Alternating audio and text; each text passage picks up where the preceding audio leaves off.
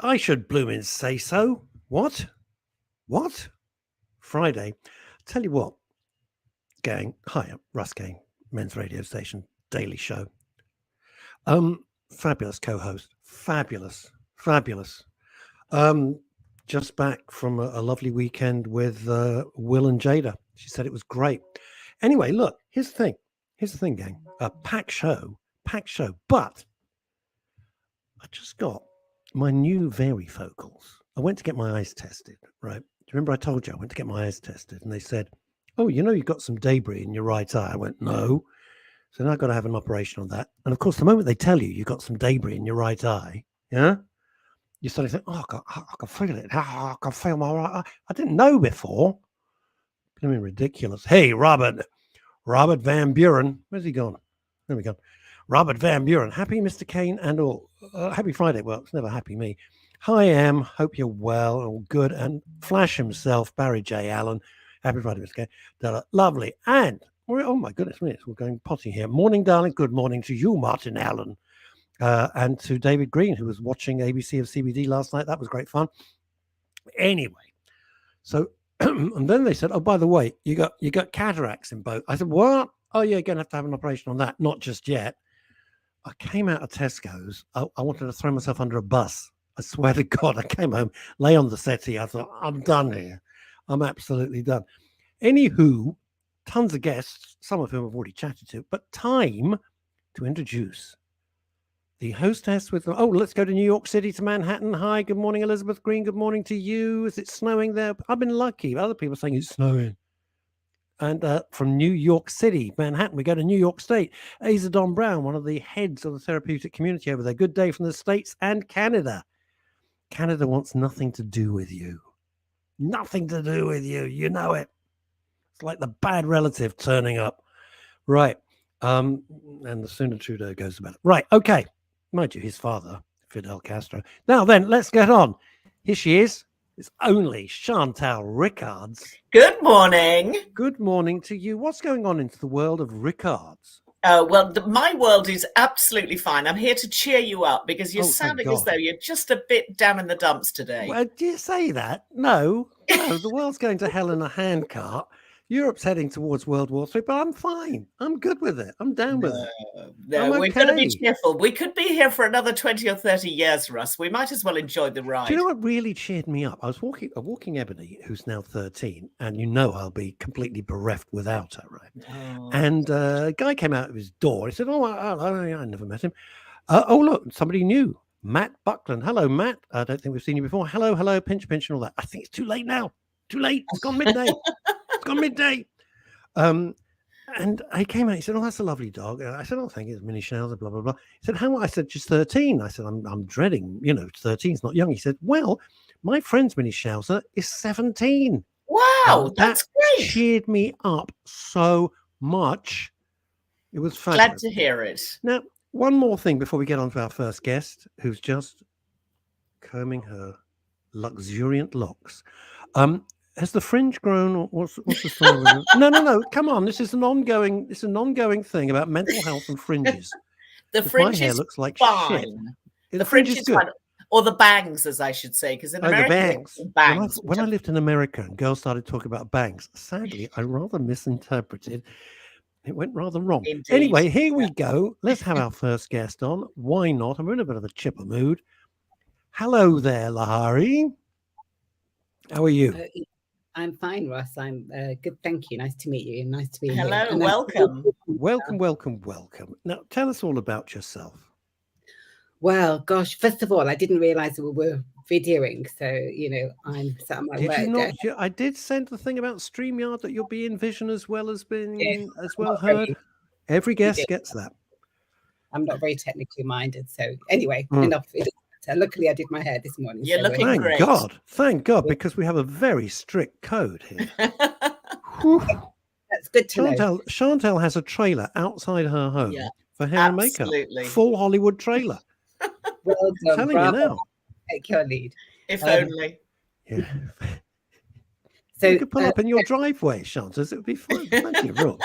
Right, come along. On to the matters in hand. What's happening with you, and tell us why you're here. because we're delighted. Yeah, I mean, I'm a psychotherapist and I have a specialism in psychosexual therapies, and that essentially means anything under the umbrella of sex, sexual function or dysfunction. Right. And I work with quite a broad range of clients, and I also obviously work with men. So I see a lot of mental health, rising mental health problems in men of all ages. And certain trends and themes develop, I suppose, over the years as you work. You notice men come to therapy with similar things. And as we all know, suicidality amongst white working class men is an all-time high. So there's a real problem there. Something's going on. It needs to be that addressed. is the very reason that we started Men's Radio Station, because simply, and I won't take up your time, but because I was doing a paper review for the BBC, and the headlines that day, and it could have been absolutely anything, by the way, it was random serendipity, was the suicide statistics of the UK. And I was shocked. 80% men, 20% women. I was absolutely horrified. So and a particular type of man also, so white working class men in particular between the ages of 24 and 34. I'm sure someone will correct me on that if I've got it wrong. And so, we have to ask what's happening to this particular category of person. Why are they so unhappy? Why are they no longer able to function in society, much like the rest of us? And my understanding is that we're moving so quickly. We've had almost 3 generational shifts within one generation. Societies. Well, explain that. What do you mean by that? So historically, time moved really, really quickly, and a generational shift happened. So people's thinking changed slowly and progressively over a protracted period of time. And more recently, I'd say over the last 10 years in particular, our thinking and our understanding of ourselves and the world is changing really rapidly. Mm-hmm. It's hard to keep up. It's hard for young people to keep up. Lots of young people are feeling anxious. And one of the consequences of that is that society's changed and how society is structured is changed. So 20 years ago, men had very distinct places. They knew where they were going to be. They would mess around at school, leave school, get an apprenticeship in the local factory, work all week, get drunk. I was going to say another word, but I'll stick with the drunk word. Get drunk all weekend, maybe have a what you like. Don't worry about it. It's fine. You knock yourself out. And then they'd go back to work on Monday and do it all over again. They'd do that for 30 years and retire with a pension. Yeah. And their position was really clear. And their expectations, so the intergenerational socialization of men has demanded that men be, much of their identity is tied up in the capacity of their penis. Sexually, they have to be dominant and forceful and chase girls and all that sorts of stuff. But also the constructs which they subscribe to have been really finely defined. Also, in the men, we've talked about feminism for a long time, but men are in pain. Also, men are being defined and hurt by this current system. Also, especially as it changes. So men have been socialized intergenerationally to believe that they have to be strong and hard, not show emotions, be defined. Man up, grow a pair, big boys don't cry, all the things that we don't want to hear. Chase a bit of skirt, have sex in a very kind of particular sort of way. And I keep coming back to the sex because it is important. I don't know about that. Seriously, I don't know why you're saying that. I find that a little skew whiff. Which bit, sorry? Have sex in a very specific way. I think so. What does that mean? It's how the character's defined. I mean, I'm not saying all men, obviously I'm speaking in general terms, but society generally socializes men to experience sex and sexuality in a very particular way. And it socializes women to experience sex and sexuality in a very particular way. I'm not talking about so much the new cohort of young people who are coming up now, because they have a very different understanding of themselves as sexual beings. They have different permissions, largely from the work that my generation of people have done to give them those permissions. But more historically, so we've been codified, men have been codified to operate in the world in a particular way, and so have women. And those codifications are now problematic, especially for men, because men have been codified to, labor or be hard or be strong or be tough or whatever, you know, all these kind of messages they've got. And that world doesn't exist anymore. Now they have to go into call centers, wear pink ties and talk nicely on the telephone to people, and it doesn't fit with their core sense of themselves. Let me ask you something, because there's so much that comes out of this. By the way, before we move on, David Green, and when you read this, it makes you realize that we are actually doing something good. Yeah. David's a 47-year-old white male. I consider suicide at least once a week. Ugh. I'm really sad to hear that, David. And I hope that you use suicidality as a pressure release as opposed to something that you're really planning. If it is something you're really planning and considering, then you must seek help immediately. You must find someone to help you process that. Do reach out, David. Please do reach out. Here's my issues with some of what you've said. Because the whole working environment has changed. And I don't just mean COVID. When I was growing up, I would be guaranteed to get a pay rise every year. I'd have a new car every 18 months. I know I'd have a 2-3 week holiday. My life was sorted. And then life fell off the edge of a cliff and my life wasn't sorted anymore. And I think I'm along with millions and millions of other people. You said that the current generation have different permissions about sex, etc. I've never seen a more miserable, humorless generation in my life, ever. The joy has been sucked out of so much life by the Twitterati and the screaming mob from the woke carrying pitchforks and blazing torches. Sick of it. And I think they're doing more damage. And my fear is, Lahani, that the pendulum is going to swing so hard the other way. You want the pendulum in the middle.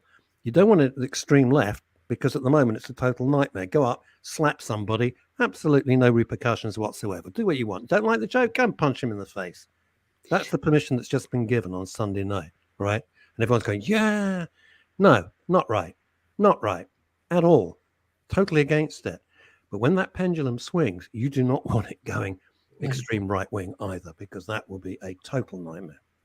Do you know, I absolutely agree with you. My first reaction was I wanted to disagree and say, no, I don't believe that the generation below us are unhappy, but they are unhappy. You're right. They are unhappy. They have more permissions, and in some ways they're able to be more themselves. They've got permission to explore and consider what does it mean to be a human as opposed to be a boy or a girl. So they definitely have more permissions, but with social media and the Twitterati, you say, yes, that's so toxic and it's so dangerous, and there is a risk we'll swing. And my feeling is the way out of this is to kind of loosen our grip on the narrowly defined constructs of masculinity and femininity. Once we can start to let go of that. So if women, for a long time, women have believed that to be successful, they have to be like men. Be better versions. They have to be worse than men. Exactly. And may I also say, and Chantal will back me up, I am sure, this myth of sisterhood, just speak to my partner anytime, who was in banking for many, many years. This myth of sisterhood and we're all in it together. No, I've never seen such backstabbing. And whether people like it or not, the truth is guys actually don't behave like that. Once women get to the top, boy, they don't want anybody. They don't want their best mate suddenly following them. They really don't. Well, if women have got to the top by being like men, then they'll behave in very masculine ways. They will take toxic masculinity and enhance it because, Lahani, they'll do it in a pantomime version of what they think a male behaves like. Men don't actually behave like that, but the women who think that they do take this grotesque version. And that's how they act in the office and the boardroom, not in reality. Well, I'm not entirely disagreeing, but I do think that if we want to get out of this, we have to step off those masculine and feminine constructs, and we have to go back to a place where we haven't got a clue what it looks like to be powerful and successful, and be curious about that, and give ourselves permission to find a way to be in our own power, our own sense of our own power, without becoming like men, assuming that to be powerful and successful, we have to be like a man, or to be caring and kind, we have to be like a woman or something. We need to just let go of those constructs. It's really about finding a sense of self, isn't it? Absolutely. And finding out, what your strengths and weaknesses are, and admitting to both, and making sure that you understand both, and giving yourself a place in the world that you feel comfortable with. And I think that because the constructs are breaking down, I think it is incredibly difficult for people to find that place of peace and place of joy. Yeah. I don't know if it's worse for younger people now than it was for us. I think we were also slightly making it up as we went along. I think it's been the sort of growing up process, or the maturation process, has been difficult for many people for a very, very long time. We're very different people to our parents, and we had to find our way in a different world than the world that they grew up in. But I do think it's dramatically different now for the young people growing up in this slightly off-kilter world. I personally feel that everything is up in the air, but hopefully it's up in the air, but to play for, in a good way. Depends who grabs the reins of power, though, doesn't it? Yeah. It depends who says. It depends who says what's what. Not to make it political, but come November in the midterms, Biden, Harris, and Pelosi are going to get the biggest arse kicking of their lives. Yeah, that's what's going to happen in November, and that pendulum, and all of this stuff. Boy, oh boy, come the election, boom, you're going to see a reversal of fortune, the likes of which has not been seen in a very, very long time. So the trouble with all of this, it becomes politicized, which you don't want. Really, all we want to do is get on with our lives, have a bit of fun, do a bit of good. That's kind of it. It's not really that much more complicated. Personally, I don't think it's that much more complicated. Well, it doesn't have to be, but somehow it does become more complicated. And I think one thing that we're lacking at the moment is really strong voices. And we need very clear thinkers and strong voices. And for some, they're just lacking at the moment. There just aren't many strong voices out there, whether they're male voices or feminine voices, it doesn't even matter. The trouble is, Lahani, and I agree with you, because what happens is, traditionally, we would have royalty. Who's got the dog? I'm so sorry. No, please don't apologize, because mine's never, by the way, every time I broadcast, mine's never more than 3 feet away from me. What have you got? What have you got? Two, I've got a little rescue dog, and we have no idea what she is, but we're convinced she has special needs. She has a single-shot jaw, so she screams instead of barking, and she's beautiful. And then I have a Bichon Maltese cross. Oh, beautiful. Yeah, she's quite one. We think she has dementia, but the two of them are real characters. Oh, they're lovely. Well, the dog has kept me sane, as everybody knows. Yes. What we're saying is that in the past, we would have, and this is something it's a theme I return to a lot, people that we would look up to. Maybe you're saying, well, that's so naive, but you would have, let's just say, the royal family. For a second, don't all scream at me and say Prince Andrew and the rest of it. We would have the royal family. You would have the church or whatever you believed in, and you would have politicians who you thought were, all of that's gone. So you have no real religion anymore, no one to follow, and you think, well, I don't know.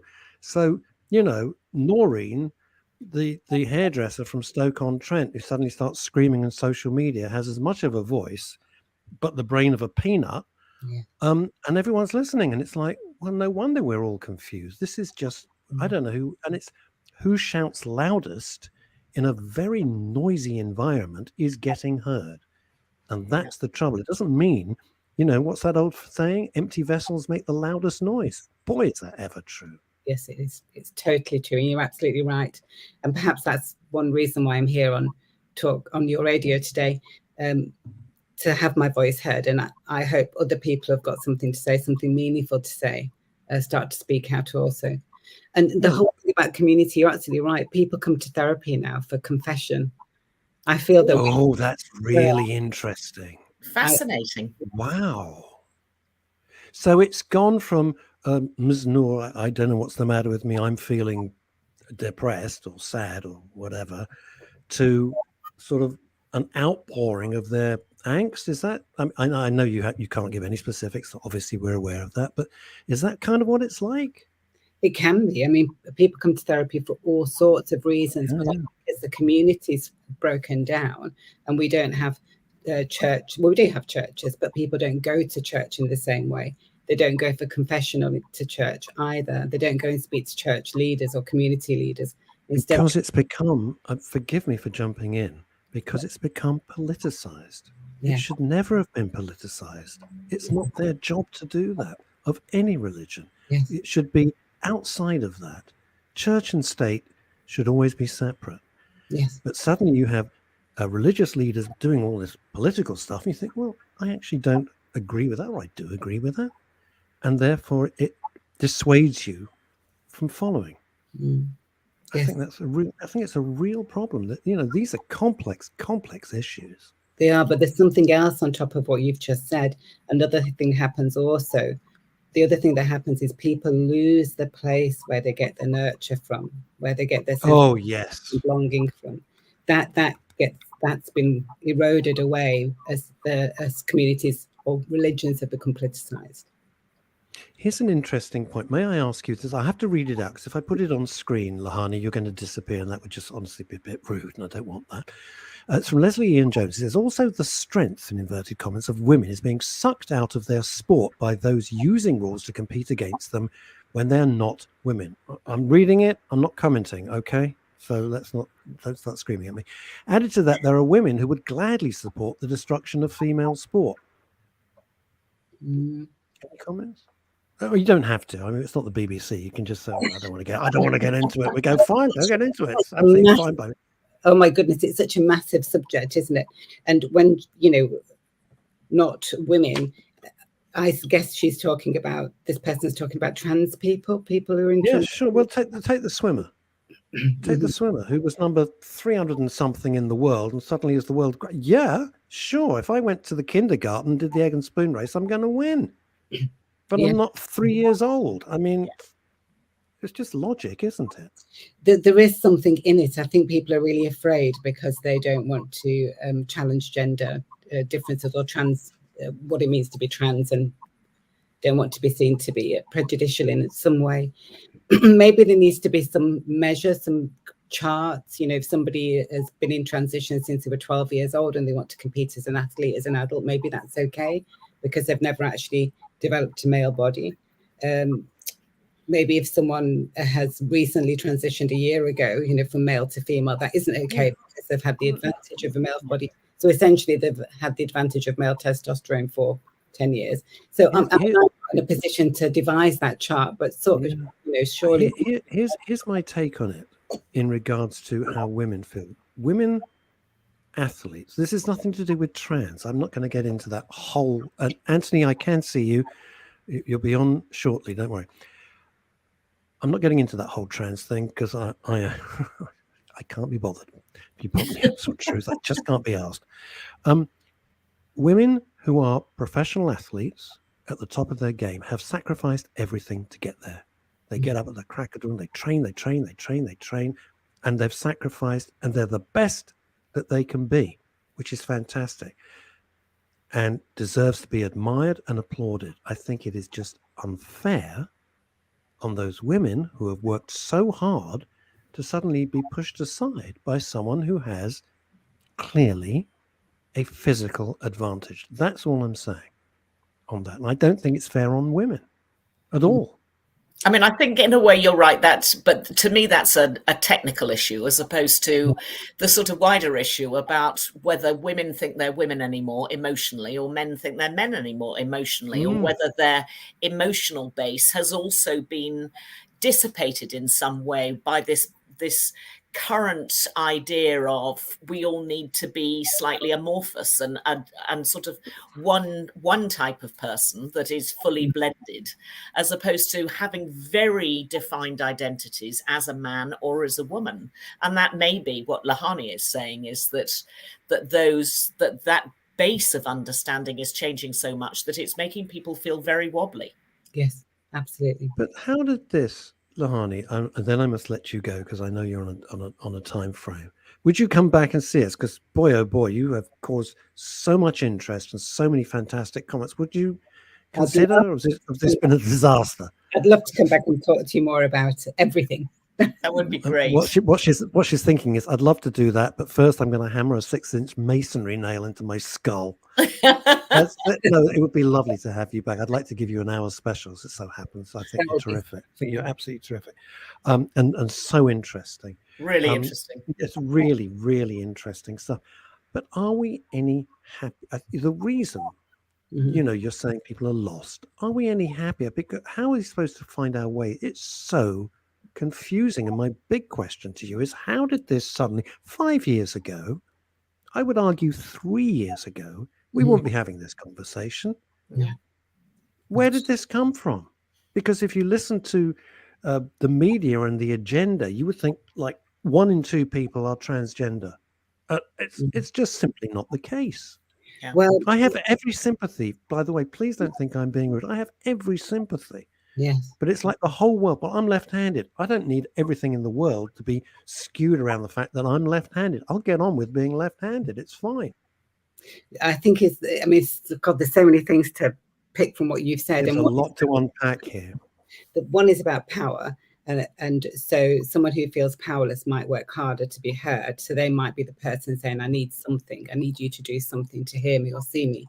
And then the other thing is that, as you said earlier, empty vessels make the loudest noise. I think part of the reason we're in such a pickle is because all the wrong people have been talking too loud for too long. And we need to some good, strong, clear voices and clear thinking to come more to the surface. Don't we just? Should we leave it there for the time being? Yeah. I'm going to get hold of your folks and get you back on. Definitely. It's been an absolute pleasure. Thank you so much. Really appreciate it from Chantal and myself and all the listeners all over the world, as you've seen. Bye-bye. And we'll see you again soon. See you. Bye. That's a promise, by the way. That's a promise, not a threat. It came out wrong. And I promise to come back. Thank you. Sorry. Take care. Bye-bye. Bye. Well, I've got a theory, Russ, and my theory is you can blame it on the Kardashians. I'm listening. You have my attention. Well, only because, things get popularized in all sorts of different ways. But obviously the world of celebrity, as we know, is incredibly influential. And the Kardashian family, as we know, has a transgender member. And that is possibly one of the reasons why it has become popularized and commonly talked about in a way that it wasn't before. And that transgender member, Bruce, as he was, right? And interesting that Family Guy pushed that agenda years before he whatever the word is, transgendered. Yeah. Very interesting how Family Guy got that. Anthony, be with you in a sec. Doesn't come out in favor of all these things. Really quite interesting. What the artist formerly known as, says. You'd be surprised. It's not like, oh, this is all great. No, not at all. Should we have our next guest, Johnson? Yes, let's. Let's go, Anthony. Hi, Anthony. Rotuno. Very good pronunciation, Russ. Well, it's the best I can do. It sounds like I want a side salad with that, and just a little parmesan on the top. That would be me. Suddenly I'm in Frith Street all over again. Thank you for joining us, Anthony. You're welcome. Really nice to meet you. Nice to meet you, Chantal. Nice and you. Tell us why you're here. Why am I here? Why are any of us here? Why are any of us here, Russ? God only knows. Well, actually, I just did a podcast recently, and we called it An Uplifting Conversation About Depression, which I thought was a nice. I was pleased with that title, I must say. Love that. That's clever. And the guy I did the podcast with, Simon Weitzman, who I met through our Beatles circle, because we're in the Beatles family. Yes. And I probably will mention the Beatles. I can't have a conversation without mentioning them. So you can mention them as much as you like. I love the Beatles, as you know. And Simon said, I'm going to put you in touch with Russ Kane. And I said, all right, then. Now I know who to blame. Yeah. And then you mentioned, and then I heard you mentioned Chris Tarrant and Howard Hughes, who I love. I love listening to The Unexplained with Howard Hughes. It was on another channel, so we don't care. Oh, okay. Sorry. Anyway, I've been on it myself. I'm Howard Hughes. He's always marvelous. My name's Howard Hughes. He's a lovely man. Let's sod Howard Hughes. Let's get back to you and depression. My depression. Me and my talking about it. So yes, I've got 3 podcasts. I entered the world of podcasting about 3 years ago. The first one is unrelated to today, really, but it's Glass Onion on John Lennon, because I've had a fascination / obsession with John Lennon and the Beatles for about 30 years now. Wow. My least favourite Beatle.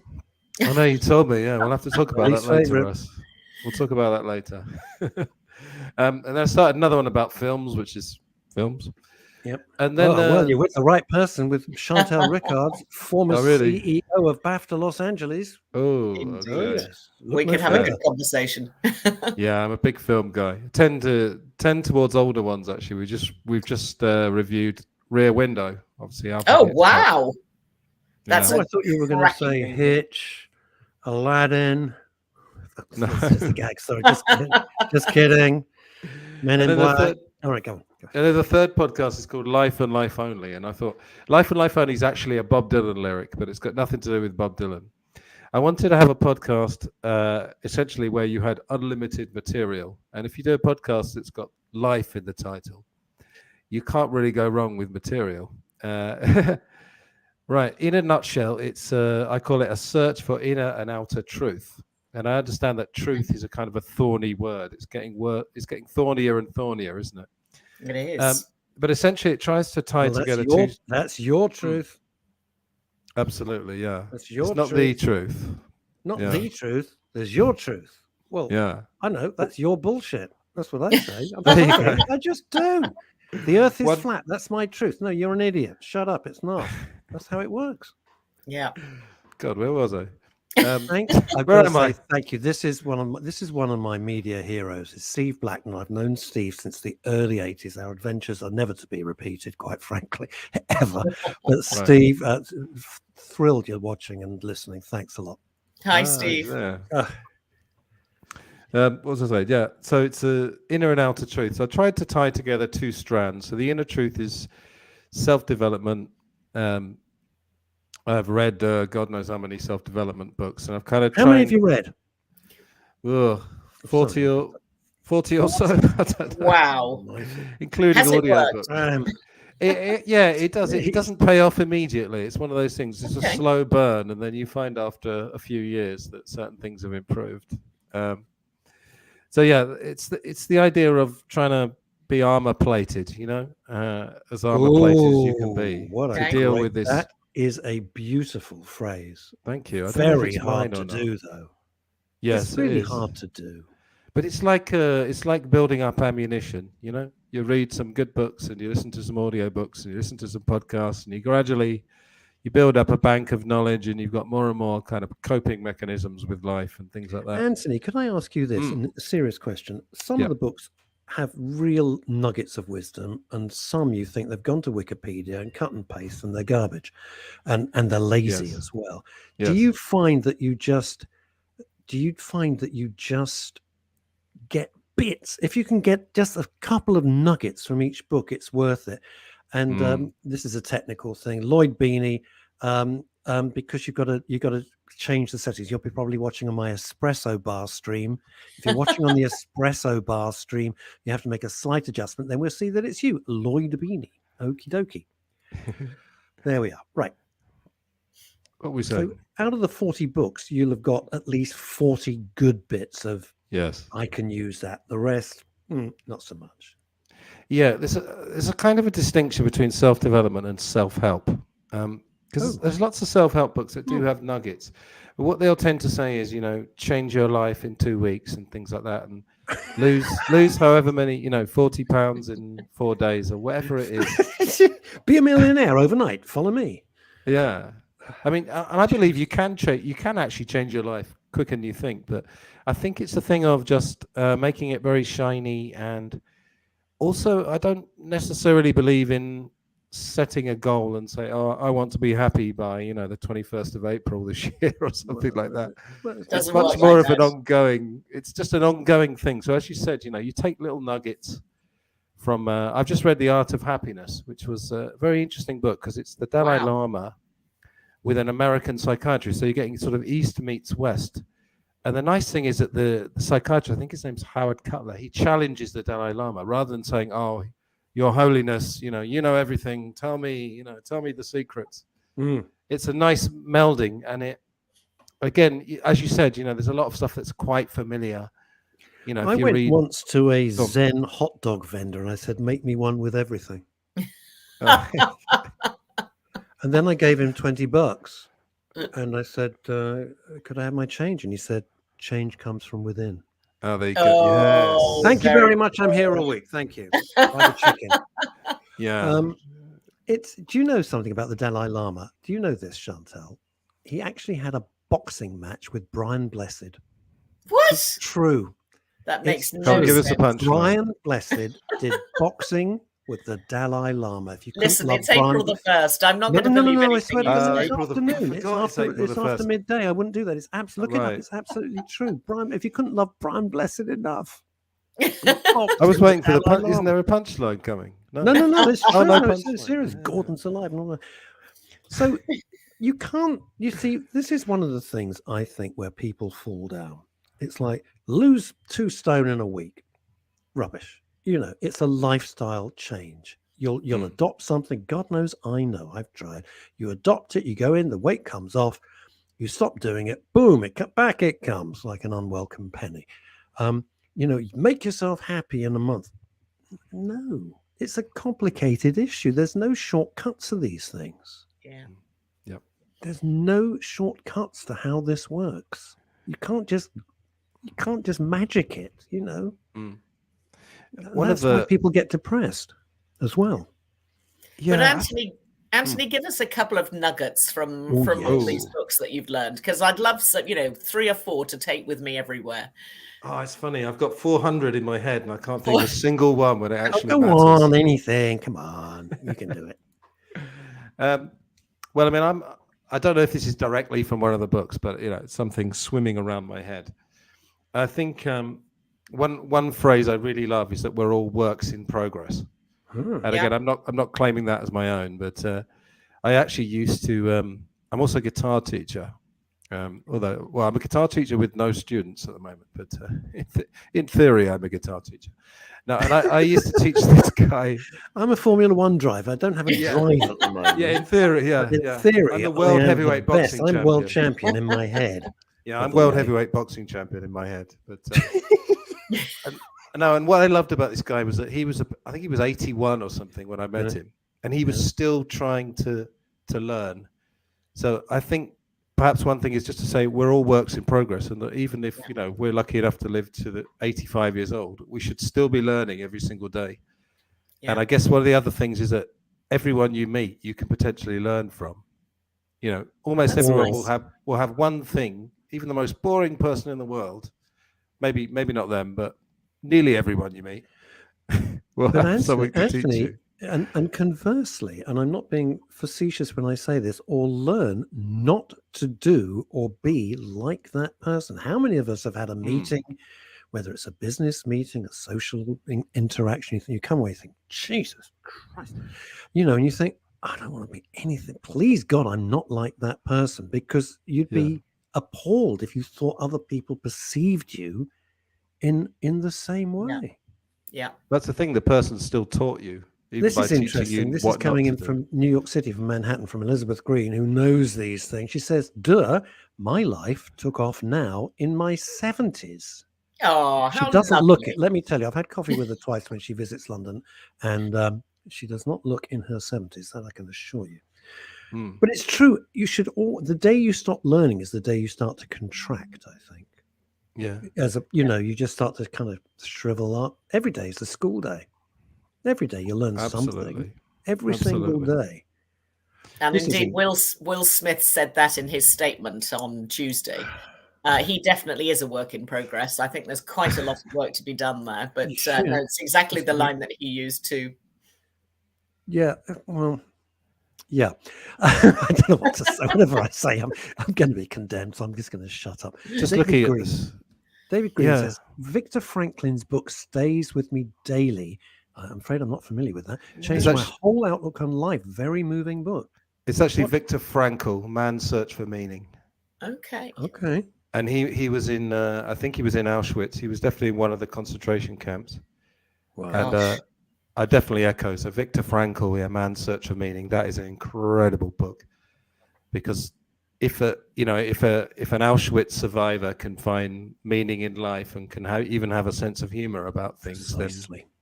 then what possible excuse has anyone else got? Basically, that's a great book. It is an extraordinary testament for those who survived, and I've been to lectures with survivors in the room who've spoken, and I mean, one, when I was living in America, and I just had to leave. I just broke down. I'll be honest with you. I had to leave the room. I absolutely broke down. I was a wreck, because I thought, what the hell have I got to complain about? Yeah. This woman was just magnificent, and it was an illustrated lecture. I'll leave it there. And I thought, I can't. It pushed every button that I had. So you think, really, you got to count. And this sounds so silly because it's such a hackneyed phrase, but I try to count my blessings. Yeah. Number one. And number two, I look for joy and pleasure in the smallest of things. If I have a nice cup of coffee, seriously, if I have a nice cup of coffee, that's fine. I'm happy with it. I don't need a new Porsche 911 Turbo sitting outside. It would be gorgeous, and I'd love it in Miami blue, please, if you were thinking of buying me one. Just in case anyone's going to buy you one. Elizabeth Green's come straight back. Gratitude. So important. Do you find that important, Anthony? Gratitude? Absolutely, yeah. And another nugget from these books, and if you read, 40 books and 15 or 20 tend to say the same thing, then you kind of think there might be some credence to it. And I actually do this as a nightly exercise before I go to sleep. I literally say, thank you for this, thank you for that. It's mostly my health, my family, my gifts. I don't mean that in a big-headed way, but, I've been gifted with a few things, and such as, I don't know, a thirst for learning and curiosity and things like that. It's a fantastic gift. It's a fantastic, because you'll never be stale. You'll never be dull. And this is something that Paul and I have talked about on the show. Stick it in the gratitude diary. I don't keep one, and we spoke about it a lot, and other guests have come on. Do you have a gratitude diary? Are they useful? I mean, I don't literally have a gratitude diary. I journal. That's another thing. If we're talking about depression and mental health, like I say, I'm a bit of a writer anyway. I've had a blog for many years, and I'm actually in the middle of writing a book. It's about John Lennon, actually, not about mental health. But although he had a lot of man brushes. who had huge mental health, absolutely, he had serious mental health issues. Are you familiar so there is with one of my oldest chums? It's weird. Talk about life, 6 degrees of separation. You had Steve Blackwell coming on, making a comment, which was lovely. Our mutual friends since the early 80s, Leslie Ann Jones, who you, as a pop writer, must know, one of the finest pop journalists in existence. I don't know if you've read her book on John Lennon. Was it called Who Killed John Lennon? Very interesting. It just came out recently, didn't it? Yeah, it came out recently. She's I haven't read it. She's a powerhouse of a writer. She's a great person as well. Now, you like films, right? Watch how I segue this, Chantal. The master at work, said nobody. You like movies. Well, luckily, at this point on a Friday, to lighten the mood, Chantal comes on normally, but she's been such a fantastic co-host recently, and thank you, because I know how busy you are. Oh, great pleasure. It's always a pleasure. Never take it for granted. You know that. I write to you. I don't take it for granted. So we're going to keep you on if you've got time, and we're going to talk films and television with Chantal Rickards. Well, I'm sort of lost now. I feel as though I should follow that with some perfect segue into a program I found that absolutely picks up on a massive juxtaposition. We don't care. It's fine. Well, as you know, I always try and find things that are interesting for people, because I think if you're feeling down in the dumps and you just want diversion, telly is the best diversion therapy, or going to a movie and just sitting there in the dark and just being your own person for a couple of hours and watching a great movie is a wonderful way of actually lifting the spirits, which is why I never watch horror movies, because the only times I've ever watched them, I always end up feeling frightened and terrified by the whole thing. Anyway, but there's a bit of a theme going here, because over the last few weeks, I've told you about a few fabulous documentaries that I found all over the various streamers and indeed the terrestrial channels in the UK about real life crimes. And this is a story that there may be no criminal in it, but that's the wonder of this extraordinary story that's appeared on Netflix. It's a 90-minute documentary called Trust No One: The Hunt for the Crypto King. Now, this is a story from Canada. This was a man called Gerald Cotten who created a crypto bank and then died very suddenly at the age of 24. Allegedly taking the codes to the crypto bank with him. So nobody can get to this money or even find out if the money is there or indeed where the money is. So you find out right at the beginning that this is what has happened. And then the story unfolds over a full 90 minutes as to where are we now? Is he really alive or is he dead? And DB Cooper. It's a fascinating story. It's a really, really good 90-minute documentary. It's on Netflix. It's only been out for a week. It's got rave reviews, as indeed it should have.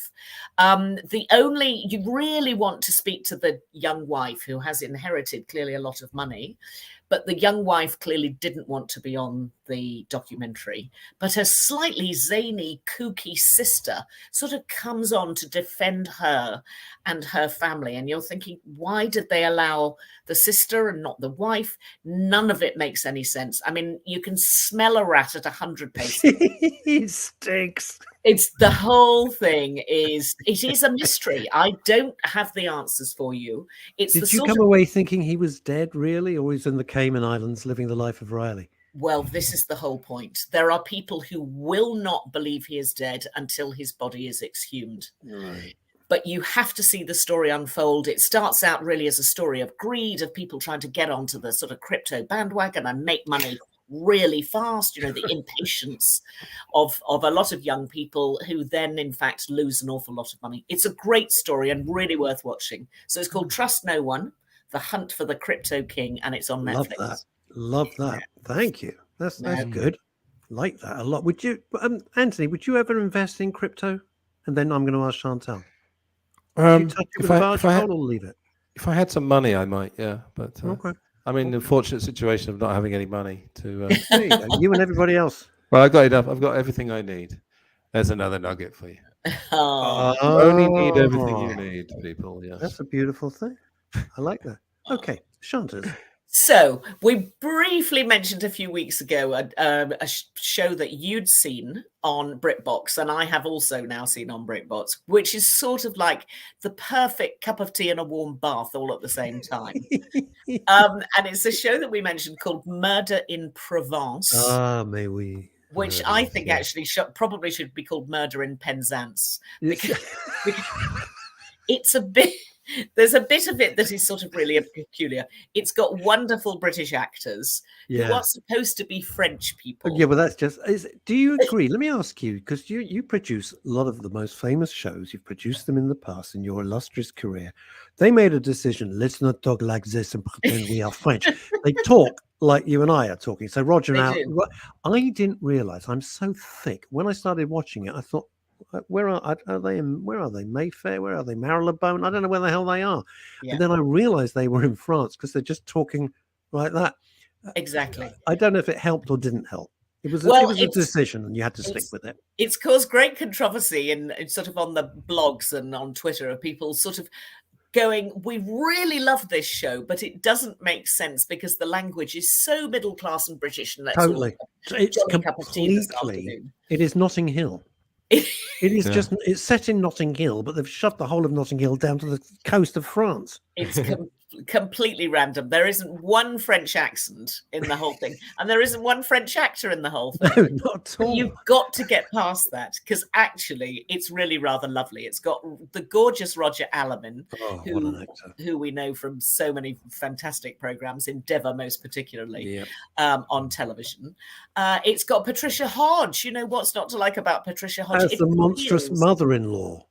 As the monstrous mother-in-law, and a great actress, Nancy Carroll. I love, if you love Father Brown, she played the landed aristocrat. Nancy Carroll's fantastic. Yeah. She's affairs. And very briefly, for those that haven't caught up with it yet, it is there's always a mystery, and in fact, all we get here is 3 parts. It's 3 60-minuters, and it's one story that runs throughout. I think they're 90 minutes. Are they 90 minutes? I think the first one was 90 minutes, and each one I thought, oh God, I got to invest it. But each one was a self-contained story. Okay, but they're beautiful. Yeah, maybe they are 90 minutes. Maybe I got that wrong. You can feel the warmth, and I love it. Every other scene, they're in some wine bar. Boom, boom. Indeed. It's great. This is my life. Yeah. And it's a rattling mystery. You know, there's always something going on. There's a lot of quite light-hearted banter, which, you know, sort of lightens the load of watching these things. It's very, very warm and fuzzy and beautifully acted, but you have to get over the crazy accents that are, you know, utterly British. It's like us and pretending we're in Cannes. We're not. You know. Yeah. Can I ask you a serious question? And Anthony, feel free to chime in anytime, please. Okay. But Chantal, as I said, you produce many, many shows. People take shows like Father Brown, Shakespeare and Hathaway, which is delightful, Midsummer Murders, which is in like season 357,000, Death in Paradise, and people say, oh yeah, and then other people come along and say, well, I'm going to get some of that chunk of change, and they produce shows. So I tried, and I'm a bit embarrassed because I know some of the people in it. This thing, I think it's called Three Queens or the Queens of Mystery. Jesus. Okay. I'm like, no, I just can't. I realize it's far more difficult than people just think it's a breeze, and it's really not.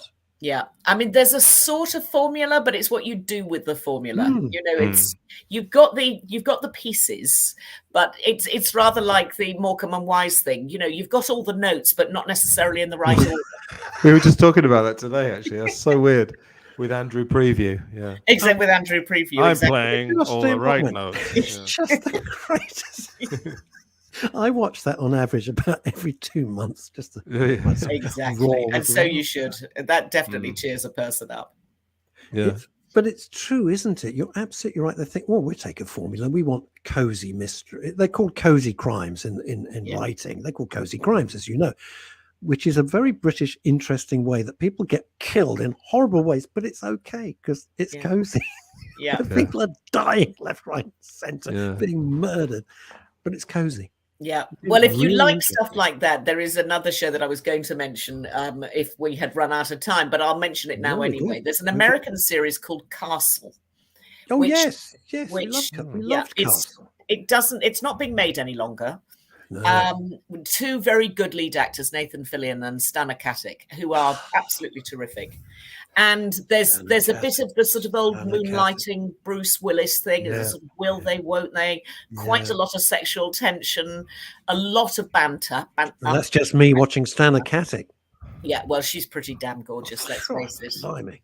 Yeah, she's definitely a showstopper. And speaks 6 languages fluently, and get by in another 3. She's a mighty brain box. But Castle, I think, is on one of the big streamers, and it's worth it. Go back right to the beginning, watch them all. They're very light, they're very frothy, but actually they're incredibly well made. And the interesting thing, it is predictable, but if that's what you like, beautiful. It's perfect. It's great. Each one's really good. But Chantal, the interesting thing is, and this is another place where writers or directors say, will we? Then they get married, and it absolutely screwed the whole show. Kills just that fabulous sarcastic tension which you loved. Yeah, just went, and now they're a married couple. So it's like I Love Lucy all over, but in color, and it's just like no. And do you know something which really shocked me about that series, because I watched every single one. We loved it. Yeah, they hated each other. They loathed each other. That can often happen, can't it?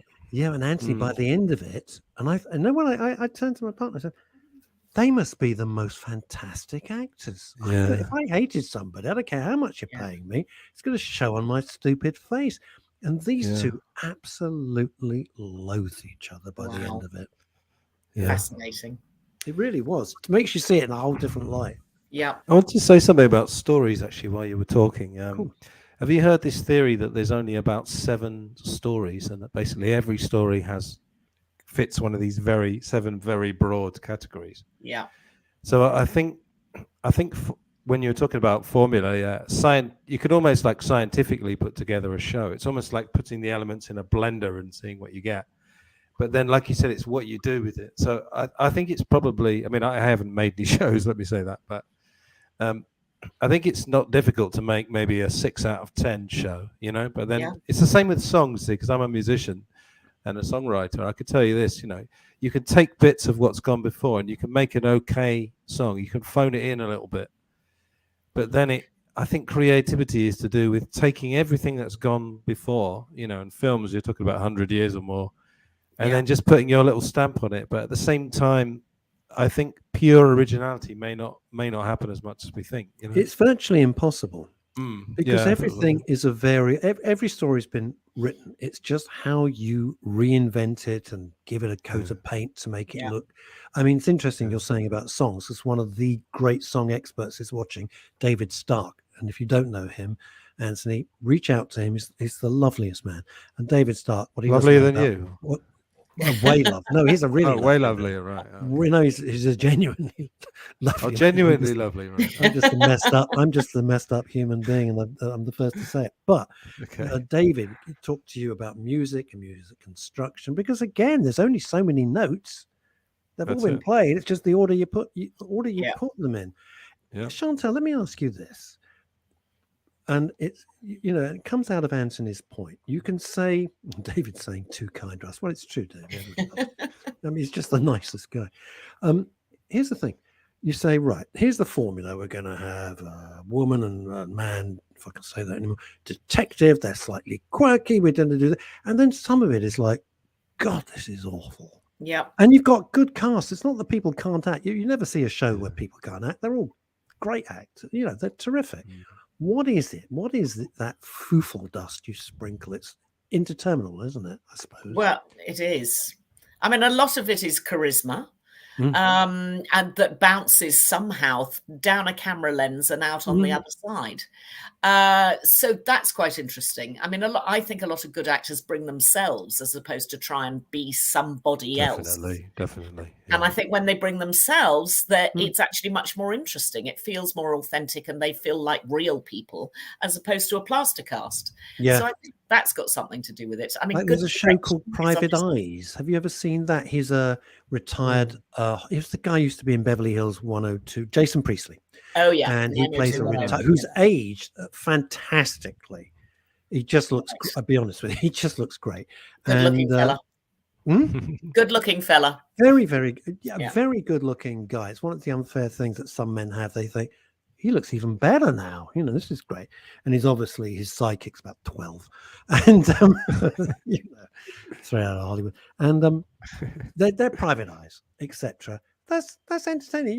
If you don't expect great things, but it's beautifully done. It's beautiful. Yeah. Weather report coming in from Hampstead. Weather report. Snow. It's chucking down snow in NW3. Up. That's Charles Hawtrey. Charles. Weather report from Charles Hawtrey. Charles Hawtrey. Lloydsky, don't go out. Or you know what to do immediately. Brandy barrel round the current Mrs. Beanie's, just in case you get lost. Brandy barrel, you'll be safe. Perfect. It snowed here actually for literally about a minute, and then it just completely disappeared. I live in Tunbridge, but I'm just visiting my parents in Tunbridge Wells, just down the road, West Kent. Yeah. Like and we had snow in Wandsworth. Outrageous. But it literally disappeared after about a minute. It was like it was there. I'm not going to upset the citizens of Tunbridge Wells. Yeah, just the final just a little sprinkling. Sense and sensibility. Yeah. Now, Chantal, any quick fire recommendations, because we love those? Quick fire, something that's actually it's quite a difficult watch. I'm always on trying to protect people, rather like Will Smith, protect people on television and not deny them their dignity. But actually, Death on Daytime, Channel 4, which is the story about the Jeremy Kyle show. My God. It's a two-parter. Fantastic telly, but shocking story. Shocking beyond belief. It's you worth must watch it. It's a hard watch, but it's worth watching. Yeah. Give us the name of it again. It's called Death on Daytime. It's on Channel 4, and it's about the Jeremy Kyle show on ITV, which was withdrawn from air a couple of years ago. It's extraordinary watching. We're bang out of time, but watch it. Anthony, thank you so much for joining us. Thanks for hanging around. Really appreciate it. Nice seeing you, Anthony. Come back and see us. Chantal, have a wonderful weekend. Thank you so much. See you Until next week. Monday at 12 o'clock. Cheerio, everybody, and try and stay out of